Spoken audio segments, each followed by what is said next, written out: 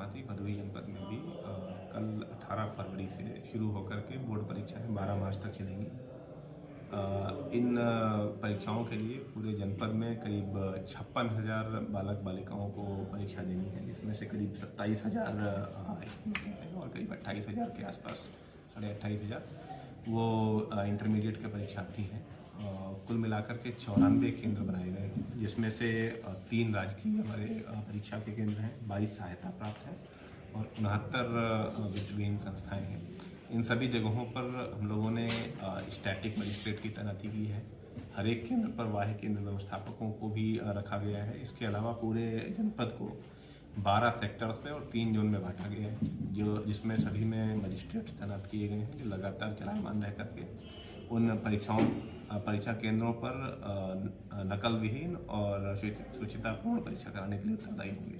इसके अलावा हम लोगों ने 6 सचल दलों का भी गठन किया है, जो लगातार जो है चलायमान रह करके शुचितापूर्ण परीक्षा को कराने का कार्य करेंगे।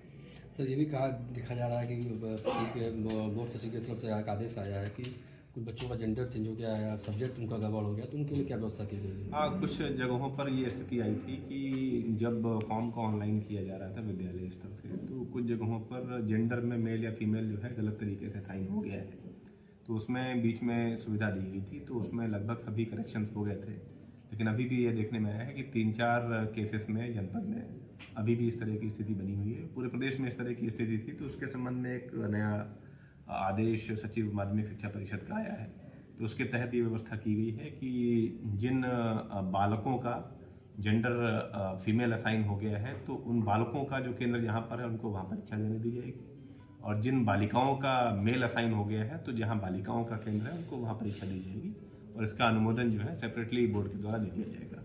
इसके अलावा विषय के संबंध में भी सिमिलर निर्देश हैं कि जो विषय बच्चे ने सेलेक्ट किया है उसी विषय की इसको परीक्षा देने के लिए हम फैसिलिटेट करेंगे, और उसके लिए भी जो है अनुमोदन माध्यमिक शिक्षा परिषद द्वारा दिया जाएगा। नकल करते अगर लोग पाए जा रहे हैं तो उनके लिए क्या है? देखिए, मैंने जो बताया कि यहाँ से जो है हम लोगों की केंद्र व्यवस्थापकों की टीम है, पूरी हमारी जो है मजिस्ट्रेट्स की टीम है, तो पूरी फ्रिस्किंग की जाएगी, बाकायदे जमा तलाशी इत्यादि की जाएगी। हर एक परीक्षा केंद्र में, हर एक कक्ष में हमारे पास कैमरे अवेलेबल हैं, जिनके माध्यम से कंट्रोल रूम के माध्यम से भी लगातार लाइव उसकी स्ट्रीमिंग देखी जाएगी, और साथ साथ जो है ये सुनिश्चित किया जाएगा कि किसी भी प्रकार का अनटूवर्ड मीन कोई बच्चा अगर इस्तेमाल कर रहा है तो उसको रोका जाए, और साथ में अगर जो है कोई इस तरह की स्थिति पाई जाती है तो उसमें कानूनी कार्रवाई की जाए। सर, कुछ अति संवेदनशील भी विद्यालय भी है जनपद में? अति संवेदनशील विद्यालय नहीं।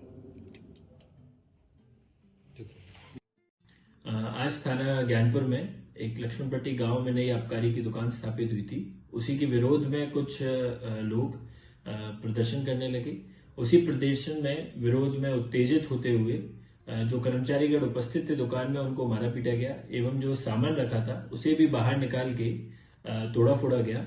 तुरंत ही मौके पर पुलिस प्रशासन की टीम पहुंची व सिचुएशन कंट्रोल की गई। आबकारी इंस्पेक्टर की तहरीर के अनुसार सुसंगत धाराओं में कुछ लोगों पे मुकदमा पंजीकृत किया जा रहा है एवं मौके से जो लोग विरोध उत्तेजित तरीके से कर रहे थे उन्हें पकड़कर हिरासत में लिया गया है एवं आगे जो भी तथ्य आएंगे उसके बेसिस पे विधिक कार्रवाई की जाएगी।